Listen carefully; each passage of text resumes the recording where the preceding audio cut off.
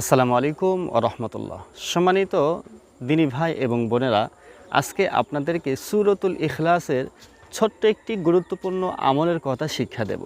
যদি আপনারা সূরা ইখলাস এই নিয়মে যদি পাঠ করেন, অবশ্যই আপনারা কোটি কোটি টাকার মালিক হবেন এবং যা চাইবেন তাই পেয়ে যাবেন ইনশাআল্লাহ তাআলা। আজকে নিয়ম অনুযায়ী যদি আপনি আমল করেন, হতে পারে আপনি 2 ঘন্টার ভিতরেই এটার ফলাফল পেয়ে যাবেন। বলতে পারেন আপনি কি পেয়েছেন? জি আলহামদুলিল্লাহ, আমি এই নিয়মে আমল করেছি। আমল করে আমি যেই জিনিসটি চেয়েছিলাম আল্লাহ রব্বুল আলামিন আমাকে সেই জিনিসটি দিয়েছেন। আলহামদুলিল্লাহ সুম্মা আলহামদুলিল্লাহ। তাই যদি আপনারা আমল করে ফল পেতে চান, অবশ্যই এইভাবে আমল করলে আপনারাও ফল পেয়ে যাবেন। তো বন্ধুরা, প্রথমত কথা হচ্ছে, এই আমলটি করতে গেলে সর্বপ্রথম আপনাকে আল্লাহর প্রতি বিশ্বাস রাখতে হবে। আল্লাহর প্রতি দৃঢ় বিশ্বাস রেখেই আপনাকে এই আমলটি করতে হবে। যদি আল্লাহর প্রতি বিশ্বাস থাকে তাহলে অবশ্যই আমল করলে ফল পাবেন, আর যদি বিশ্বাস না থাকে তাহলে কখনোই ফল পাবেন না। তো প্রথমে আপনাকে উত্তম রূপে ওযু করতে হবে। উত্তম রূপে ওযু করে আপনাকে জায়নামাজ নিয়ে দাঁড়িয়ে 2 রাকাত নামাজ পড়ে নেবেন। আপনি 2 রাকাত নফল নামাজ হিসাবে আদায় করে নেবেন। 2 রাকাত নামাজ আদায় করে সেই জায়গায় বসে আপনি প্রথমত 11 বার দরুদ পাঠ করবেন। সংক্ষেপে দরুদ পাঠ করবেন এইভাবে, সাল্লাল্লাহু আলাইহি ওয়াসাল্লাম। দরুদটি এই জন্য পাঠ করতে হবে, রাসূল আকরাম সাল্লাল্লাহু আলাইহি ওয়াসাল্লাম বলেন, যদি কোনো ব্যক্তি দরুদ পাঠ করে তাহলে আল্লাহ রাব্বুল আলামিন তার উপরে 10 বার রহমত বর্ষিত করে দেন। সুবহানাল্লাহ। এই জন্য দরুদ পাঠ করলে অবশ্যই আপনার দোয়াটি কাজে লাগবে এবং ফলপ্রসূ হয়ে যাবে। তাহলে 11 বার দরুদ পাঠ করার পরে আপনি 7 বার আস্তাগফিরুল্লাহ আস্তাগফিরুল্লাহ পাঠ করবেন 7 বার।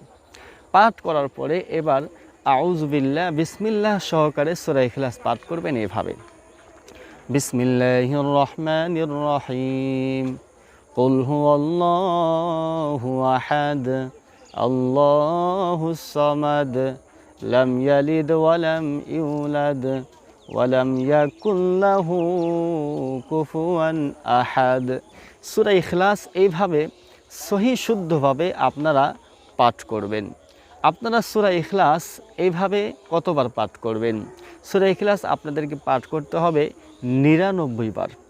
99 বার এইভাবে আউযু বিল্লাহ বিসমিল্লাহ সহকারে আপনারা সূরা ইখলাস পাঠ করে নেবেন।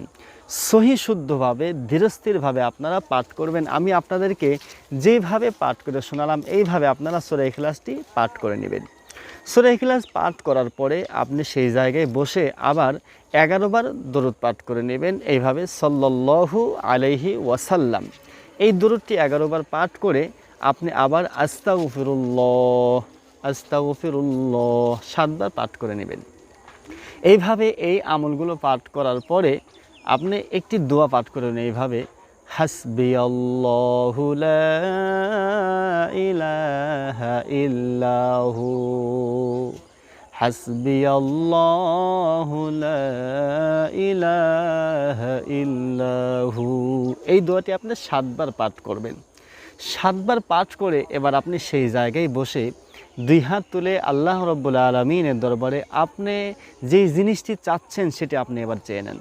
যদি টাকা পয়সার জন্য দোয়া আমল করেন অবশ্যই টাকা পয়সা চাবেন, আর যদি ধন সম্পদ বৃদ্ধির জন্য চান সেটা বলবেন, আর যদি চাকরির জন্য আমল করেন অবশ্যই চাকরির কথা উল্লেখ করবেন। অর্থাৎ আপনার যেটা প্রয়োজন, যেটার জন্য আপনি আমল করতেছেন সেটি আপনি আল্লাহর কাছে চেয়ে নেবেন।